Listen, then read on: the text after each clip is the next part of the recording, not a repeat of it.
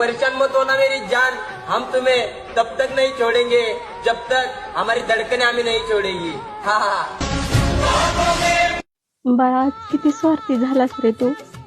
एका क्षणात तू निर्णय घेतलास, तुझं आयुष्य संपवून टाकलंस फक्त आणि फक्त एका प्रेमासाठी. तुला आईचं प्रेम नाही आठवलं का रे बाळा? बहिणीचं प्रेम नाही आठवलं? भावाचं प्रेम नाही आठवलं?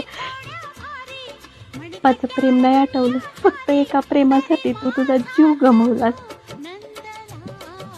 ते मुलांनो, एक प्रेम तुम्हाला 10 प्रेमाला भारी पडतं का रे? ज्यावेळेस तुमचा जन्म होत असतो ना, त्यावेळेस आईच्या हृदयाला, आईला काय वेदना होतात ना, त्या फक्त आईलाच माहिती असतात, कोणाला माहीत होत नसतात. बाळांनो, तुमचा जन्म होताना आईचा जीव जात असतो अक्षरशः, तेव्हा तुमचा जन्म होतो. तुमचा जीव एवढा हलका नाही रे, आणि स्वस्त पण नाहीये. असं कुठल्या पण मुलींसाठी, कुठल्या पण स्त्रीसाठी तुमचे जीव घालवू नका बाळांनो. आईच्या प्रेमाची पण कदर करा. आईचं, त्या माऊलीचं प्रेम किती असतं तुमच्यावर.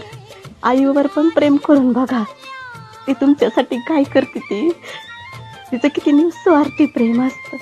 बाळांनो, असं कधीच वागू नका रे. एकदम बरोबर बोललात ताई तुम्ही. अक्षरशः डोळ्यात पाणीच आलं हो.